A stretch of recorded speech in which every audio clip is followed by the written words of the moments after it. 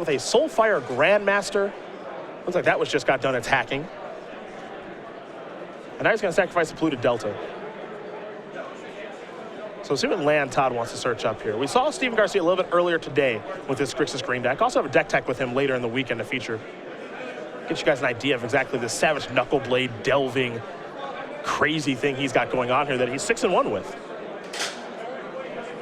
Anderson did come across here for 2.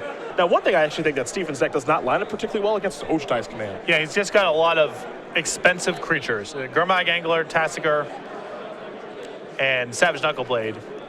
Not the best allotment of creatures to try to play around or play through Ojutai's command. Here's the painful truth. He's already behind on the board, behind on life total. And now Ojutai's command is going to be cast. Yeah. Todd's just going to draw a card with that. Todd's got nothing, though. I mean, his hand's just lands right now. Yep. And he does get to draw a card every turn. I think, a Treasure Cruise. It's one of the better ones to draw. Indeed. That'll re-gas him up. Going to sacrifice the Polluted Delta here, add another card to the graveyard.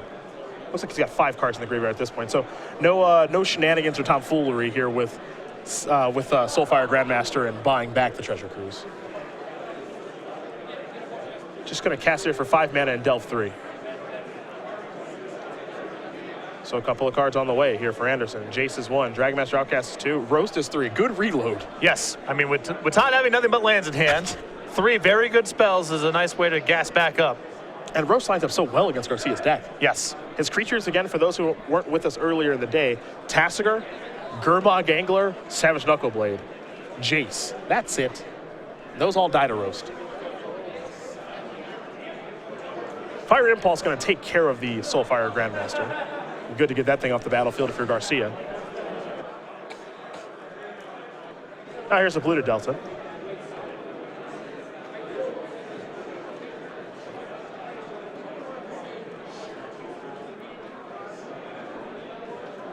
It's a basic swamp here.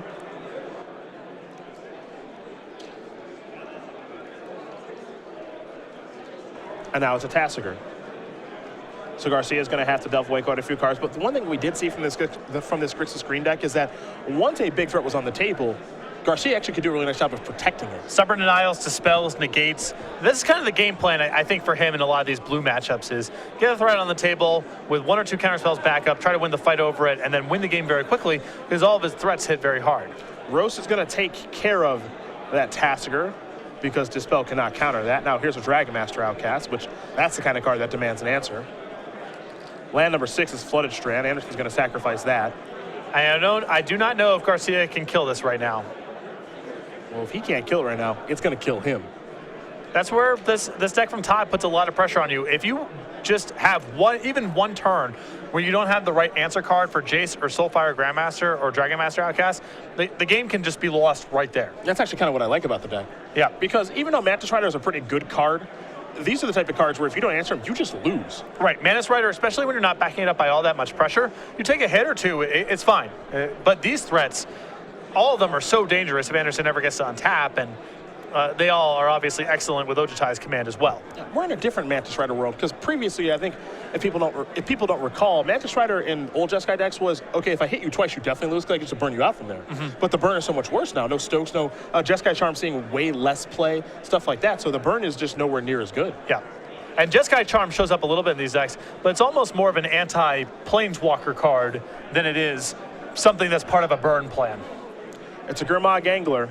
Anderson gets to untap with the Dragonmaster Outcast, which means a 5/5 flyer is on the way. Anderson will take a draw step here. Jace is going to go active. He'll draw and discard. Jace is going to flip now. It's going to go up to 5. Here's a Roast. That's a copy of Stubborn Denial.